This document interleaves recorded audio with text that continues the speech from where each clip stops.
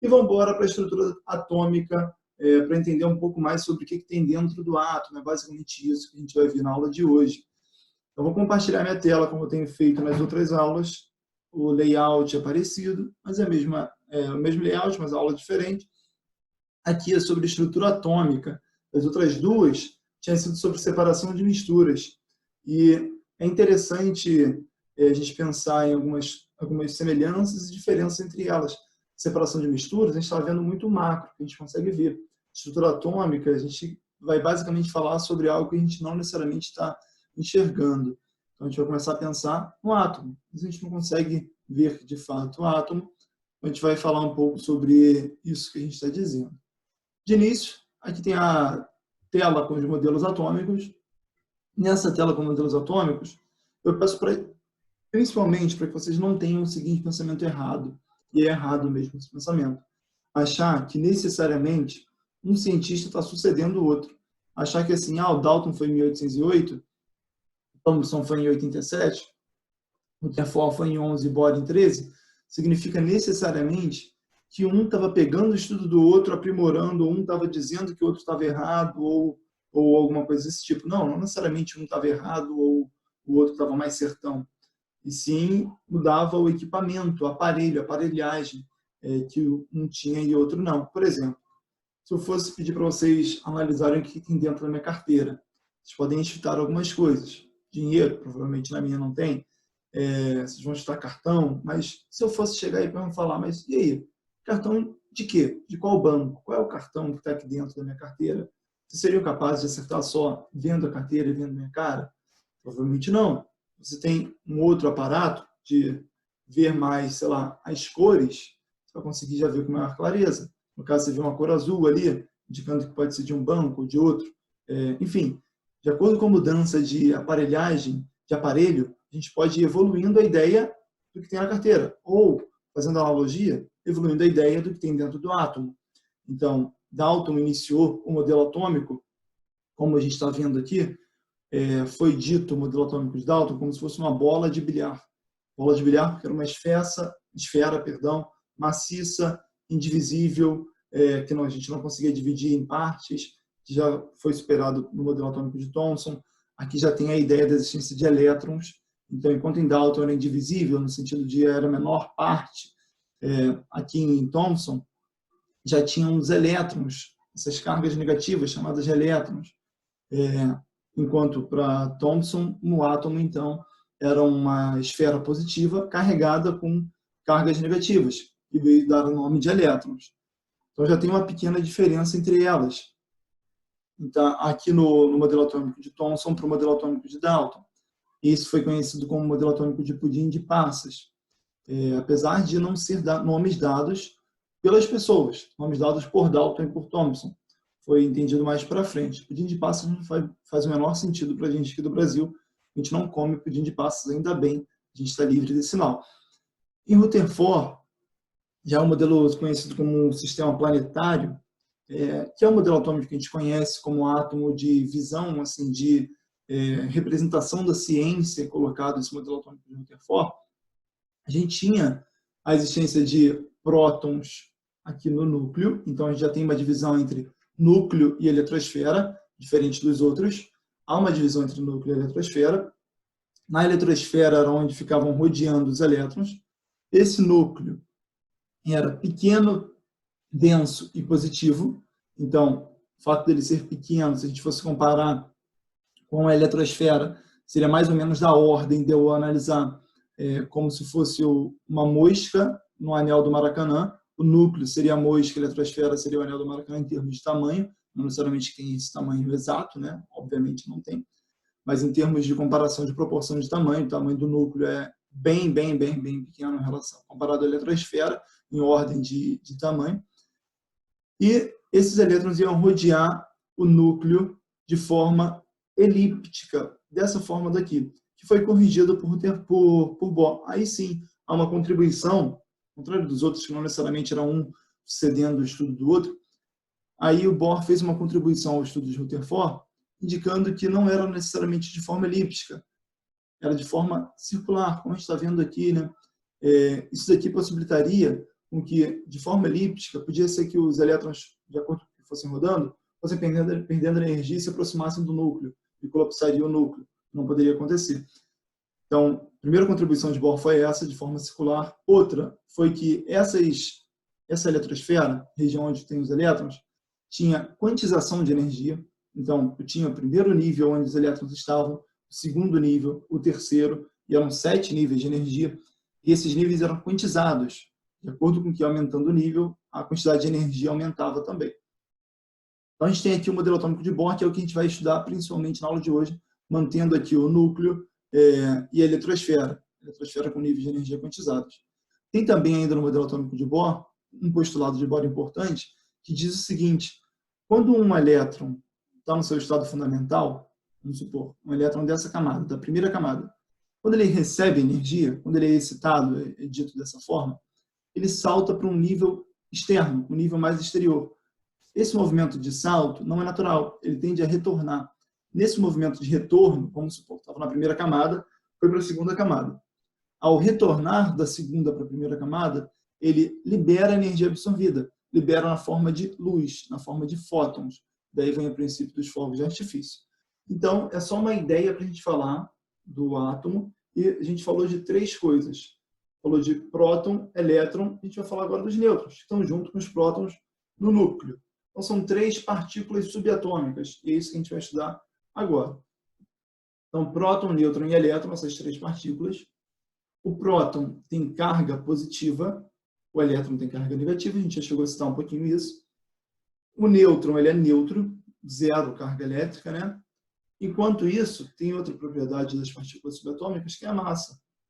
Próton e nêutron têm massa, e elétron tem massa desprezível. Se esses dois são os únicos que têm massa atômica, são eles que vão contribuir para a gente indicar qual é a massa de um átomo.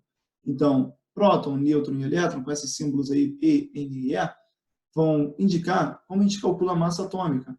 Massa atômica vai ser igual a uma fórmula Z mais N. Como eu falei, a massa atômica é o somatório entre prótons e nêutrons.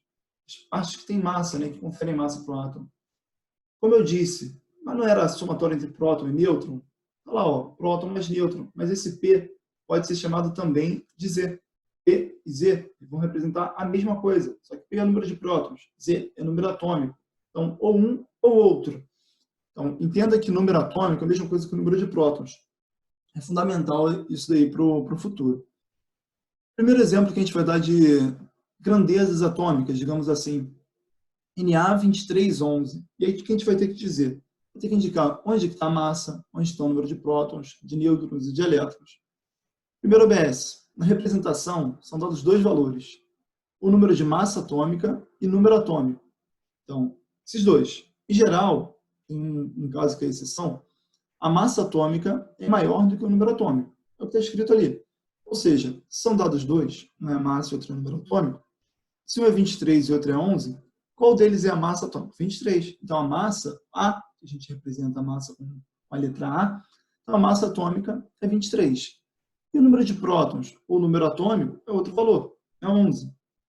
E o número de nêutrons, como eu calculo? Como eu acho isso? Pela fórmula, né? E o número de elétrons? Olha, em átomos neutros, aqui está nêutrons, mas na realidade é neutros. Em átomos neutros, o número de prótons é igual ao de elétrons. Ou seja, se eu tenho 11 cargas positivas, se um átomo é neutro, a gente vai ver quando não é um átomo neutro, quando é um íon. Se um átomo é neutro, tem 11 prótons e vai ter também 11 elétrons. Então está lá, ó, o número de elétrons igual a 11. De novo, a gente já falou do número de prótons, de massa e de elétrons. E de nêutrons. Fórmula A igual a P mais N. Se a massa é 23 e o número de prótons é 11, não é somatório entre próton e nêutron para chegar à massa? Quanto que falta aí de massa? Faltam 11 para chegar a 23? 12. O número de nêutrons é 12. E esse outro exemplo, perdão, aqui já fomos nesse exemplo, nesse outro do ferro, ferro 5626. Mais uma vez, 2 valores são dados, massa e número de prótons. A massa normalmente é o maior. Qual é a massa ali no caso? 56. E o número de prótons ou número atômico? É o 26, o outro número. Número de elétrons, se está com um átomo neutro, ali é um átomo neutro, não é um íon, Íon é quando tem carga mais e menos aqui indicado. Não tem nada indicado assim. Se tivesse assim, ó, ferro, vou botar a caneta aqui, ferro mais. Aí sim, nossa senhora. Aí sim seria um átomo que não é neutro, que é um íon. Aí pode ser um cátion, pode ser um ânion, a gente vai ver um pouco sobre isso. Ou seja, se é átomo neutro, o número de elétrons vai ser igual a 26. E por que o número de nêutrons ali foi 30? 30 porque massa é próton mais nêutron. Se o número de prótons é 26, se a massa é 56, para chegar a 56 faltam 30 nêutrons. 26 mais 30 dá 56 de massa. Certo? E é bom que a gente veja a representação. A representação de um átomo normalmente é assim, ó, X, átomo X, A, Z. A massa está aqui em cima normalmente, e o número atômico está aqui embaixo normalmente. Digo normalmente porque tem a tabela periódica. Na tabela periódica a coisa já muda um pouco de figura, e aí sempre tem uma legendinha na tabela periódica. A gente vai aprender um pouco sobre isso quando a gente falar de tabela nessas aulas. Então tá lá. Normalmente nessa representação, em nível de prova, massa está lá na esquerda superior, e número atômico, o número de prótons está lá na esquerda inferior. Eu falo normalmente porque pode ser que na sua prova o seu professor coloque de uma forma diferente. Então tenha em mente que normalmente a massa é maior do que o número de prótons. Eu falei que tem um caso que não vai ser, né? Vou mostrar que caso é esse. Hidrogênio 1, 1. E aqui nesse caso, qual é a massa atômica? 1. E o número de prótons? 1. Ou seja, significa que, nesse caso, a massa não é maior do que o número de prótons, é igual ao número de prótons. E dessa forma, como eu sei qual é a massa, não precisa saber. Assim, os dois são iguais, né? Então, a gente não tem necessidade de ficar distinguindo. Nesse caso, é o caso onde a massa não é maior do que o número de prótons. Em geral, como eu disse, a massa é maior do que o número de prótons, porque se a massa somatória do próton é nêutron, não tem como eu ter nêutron negativo. Não tem como eu ter 20 prótons, menos 2 nêutrons e a massa ser 18. Concorda comigo no meu pensamento matemático? Não dá para isso acontecer. Enfim, a representação é essa. E vamos para íons. E um íon só é formado quando acontece ganho ou perda de elétron. Então tem aqui X mais, Y menos. X mais, Y menos significa que esses dois são íons. Tem carga sobrando ali no caso. E só aconteceu nesse caso a formação desses íons porque rolou ganho ou perda de elétron. Saiba que elétron é carga negativa. Lembra disso. Se a carga é negativa, vamos um pouquinho mais lento. Esse é cátion, o positivo. E esse ânion, o negativo, é o nome. Ah, mas eu não sempre me confundo cátion e ânion, ou eu vou me confundir. Lembra que cátion tem 1, 2, 3, 4, 5, 6 letras. E ânion tem 1, 2, 3, 4, 5 letras. Cátion tem mais letra do que ânion. Se tem mais, a carga é mais. Vou fazer um círculo aqui, nossa mãe. Então, se tem mais, a carga positiva. Se tem menos, a carga negativa, menos letra, né? Então tá lá, cátion e ânion, a diferença entre eles. E um ganhou e outro perdeu elétron. Lembra que elétron é carga negativa? Se elétron é carga negativa, pensa numa dívida, né? Se você ganha uma dívida, você fica mais negativo. Dívida a gente pode pensar como negativa. Mas se você ganha um elétron, você vai ficar mais negativo. Ânion é quem ganhou elétron. Cátion é quem perdeu elétron.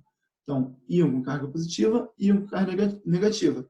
Perda de elétrons nesse e ganho de elétrons naquele, por motivo que eu já falei. Então, se elétron é negativo, quando eu ganho carga negativa, eu vou ficar com carga negativa, como está mostrando aqui. Se eu perdi carga negativa, eu vou ficar com carga positiva. Acho que vai fazer mais sentido no próximo slide. Nesse caso daqui do Na2311+, um cátion monovalente, e esse é cátion, perdeu elétron. Vamos pensar aqui no seguinte, se perde elétron tem massa? A gente já viu que não tem massa. Então, massa atômica vai continuar 23. O número de prótons continua 11, não mudou nada. E o nêutron vai continuar a mesma coisa, vai continuar 12. Mas elétron mudou, como vocês viram ali. Por que elétron foi para 10? Por que a gente recebeu esse spoiler aqui de 10? Seria 11 se fosse átomo neutro. Se isso aqui não existisse, ó, vou apagar. Se isso não existisse, o número aqui seria 11. Mas ele não perdeu um elétron? Não existe aquele maisinho ali? Como existe, perder um elétron foi para 10 elétrons. Se foi para 10, indica que eu tenho 10 cargas negativas e 11 cargas positivas. Faz um balanço de carga aqui, meio que quase uma prova real, né?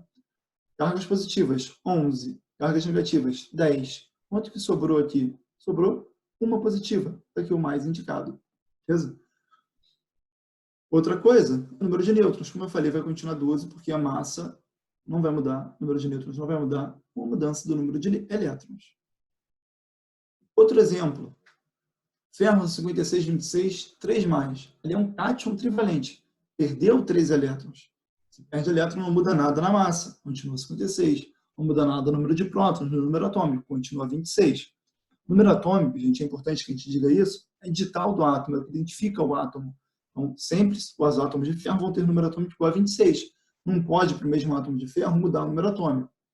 Se eu tenho aqui essa carga 3 mais indicado, não é porque mudou o número atômico, não é porque ganhou próton, é porque perdeu elétron, perdeu 3 elétrons.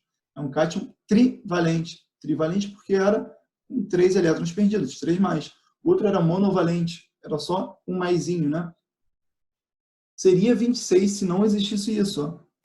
Se não existisse esses 3 mais, o número de elétrons seria 26, igual ao de prótons, só que existe. Ou seja, o número de elétrons vai ser igual a, ali indicado, 23. Perdeu 3 elétrons, seria 26. Perdeu 3, ficou com 23. Balanço de carga, 26 positivas e 23 negativas. Fez o contrapôs as duas, sobrou o quê? Sobraram 3 positivas. Tá? Então aqui, 3 positivas sobrando. Como eu disse, o número de nêutrons não vai mudar nada. 56 de massa, 26 de número atômico.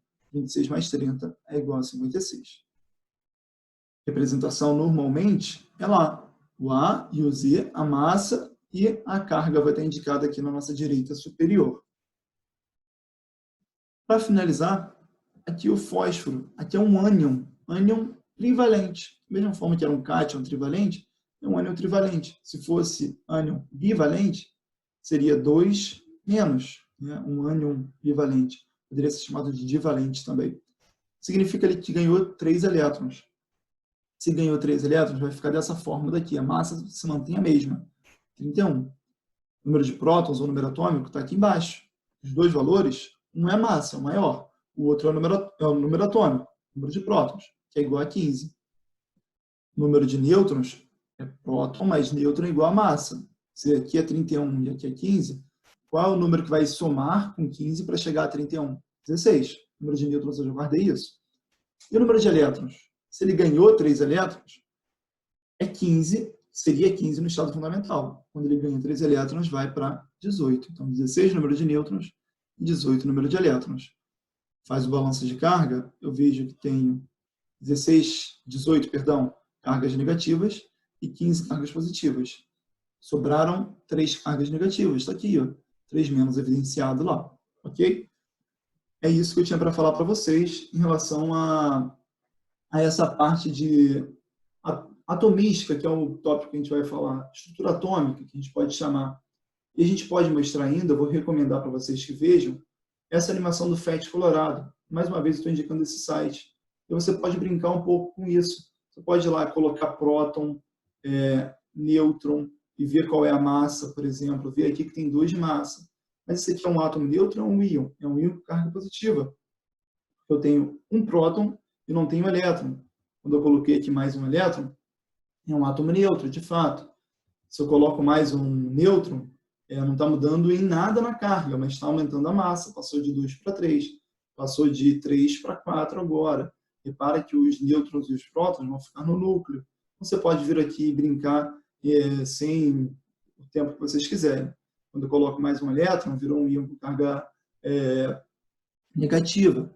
Se eu coloco mais um próton, repara o que acontece aqui na nossa direita. Sai de hidrogênio, vai sair de hidrogênio por um novo elemento químico, para hélio, porque o número de prótons é o que define o átomo. Então tem toda essa relação. Você pode, inclusive, jogar um joguinho. Recomendo esse daqui, a interrogação. E aí que está indicando uma representação. Silício 3014, 0. Então você vai lá e vê. Número de prótons, quanto que é? O número de prótons é o número atômico.